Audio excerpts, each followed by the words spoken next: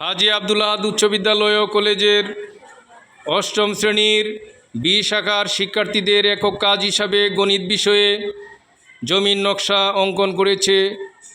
আমি জমির নকশার প্রত্যেকের কাছ থেকে পর্যবেক্ষণ করতে যাচ্ছি এবং তোমাদেরকে আমি কিছু প্রশ্ন করব। প্রশ্নগুলোও তোমরা সাথে সাথে আনসার করার চেষ্টা করবে। তুমি বলো, জমির নকশাটি কেন অঙ্কন করেছো? এটার দরকার কি, প্রয়োজন কি? দেখি তোমার নকশাটি।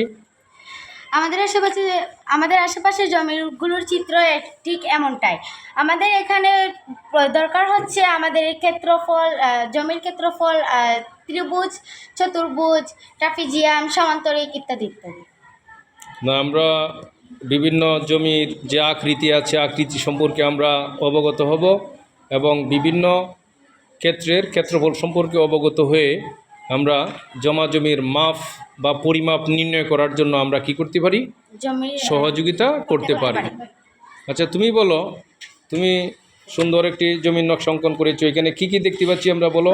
এই নকশার মধ্যে কি ধরনের ক্ষেত্র আছে? ত্রিভুজ, চতুর্ভুজ, এই দুটাই আমি ত্রিভুজ আর চতুর্ভুজ আছে। এখানে কি পঞ্চভুজ নাই? মানে পাঁচ বাহু দ্বারা এখানে কোনো ক্ষেত্র এরকম আছে কিনা? আচ্ছা, একটু দেখাও সে দেখি কোনটা পাচ্ছ না খুঁজে।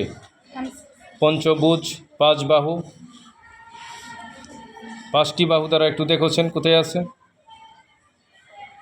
যেমন এই যে এখানে এক বাহু, দুই বাহু, তিন বাহু, চার বাহু, পাঁচ বাহু। এই যে এখানে আছে পাঁচ বাহু। হ্যাঁ, আছে, অনেক জায়গা আছে। ঠিক আছে, থ্যাংক ইউ। আচ্ছা, তুমি বলো, তোমার এখানে কি ধরনের ক্ষেত্র আছে এই জমির নকশায়? ত্রিভুজ, চতুর্ভুজ, আয়ত, বর্গ। আচ্ছা, এখানে আয়ত একটু দেখাচ্ছেন কোথায়? এটা আয়ত হয় নাই ঠিক, মানে কাছাকাছি আছে। আচ্ছা, একটু ত্রিভুজ দেখাও, কোথায় ত্রিভুজ আছে? ঠিক আছে। আরও দেখতে পাচ্ছি আমরা এখানে অনেক সুন্দর সুন্দর জমির নকশা অঙ্কন করেছি। আমরা এই মুহূর্তে প্রশ্ন করব যে তুমি কি কি ধরনের নকশার মধ্যে ক্ষেত্র পেয়েছো, কি কি ধরনের?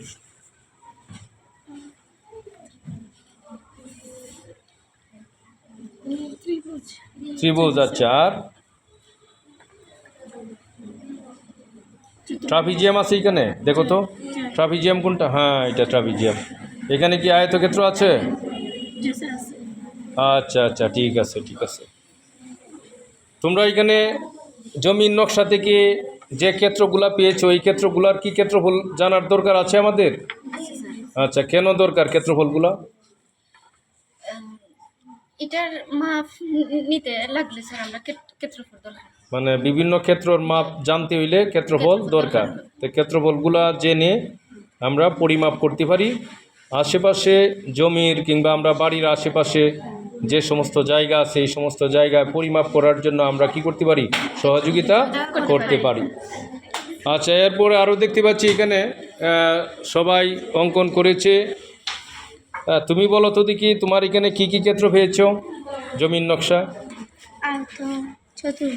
চতুর্ভুজ, ত্রিভুজ। আচ্ছা আচ্ছা, ত্রিভুজ দেখাচ্ছেন কোথায়? ঠিক আছে। এর বাদে তুমি দেখাও তো দেখি চতুর্ভুজ।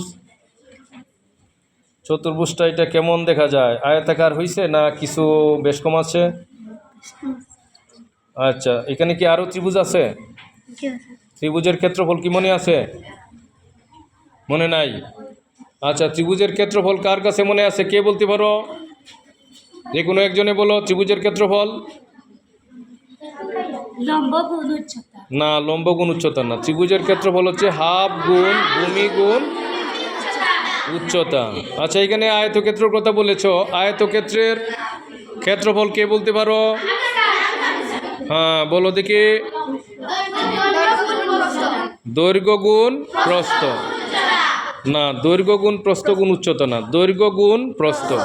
ঠিক আছে, সবাইকে ধন্যবাদ।